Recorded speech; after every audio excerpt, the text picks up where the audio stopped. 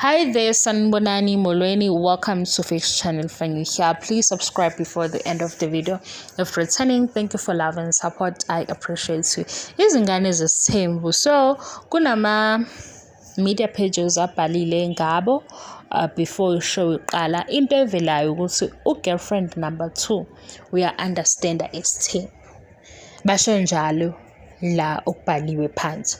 Ivele ke into enziwayo makuza ishow entsha kuye kube khona magazines nabo bayabhala abanye nje kuba nama media pages amaningi asuke ebhala ngaleyo show. Kulena ke kuvela ukuthi uma wengane lo oqala uye ungasiqondile isithembu senziwe umseleko mase kuthi lo wesibili girlfriend number 2 yena uya understand indaba yesithembu.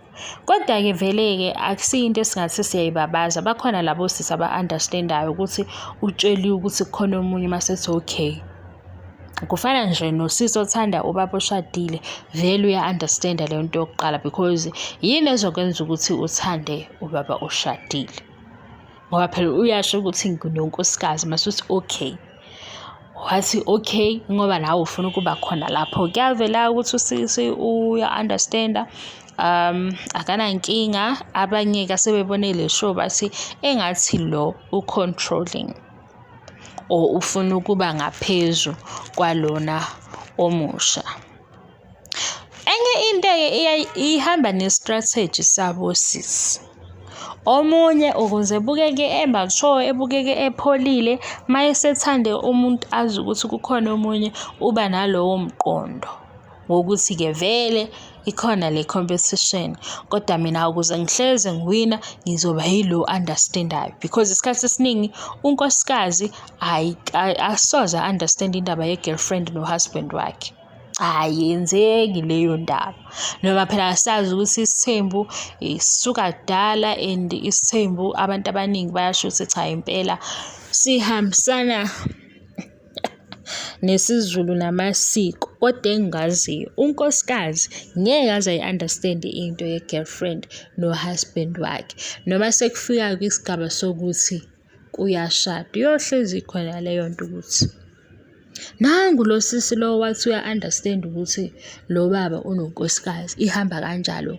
Yikho ku number 2 no number 3 number 4 or 5 6 lo fike kukhona omunye uzenza opholile. Uzenza ongenandaba ingoba ufuna naye ukuba la khona. Ingoba naye ufuna ukuthi ethole lezinto ayitholayo nonkosikazi. So into yakhe yikho ukunderstand. Uyasho kuntombazana ukuthi uya understand bayamjudge abantu ku social media. Ikhona into engeke ngisho. Abantu abathandanayo bona bayazi ukuthi bahlanganiswe yini. Noma ngabe kuthiwa bayakhohlisana. Thina le esijajayo sijaja ngoba sesibuka izinto abayishoyo. Kodwa kubahlanganisile bayakwazi.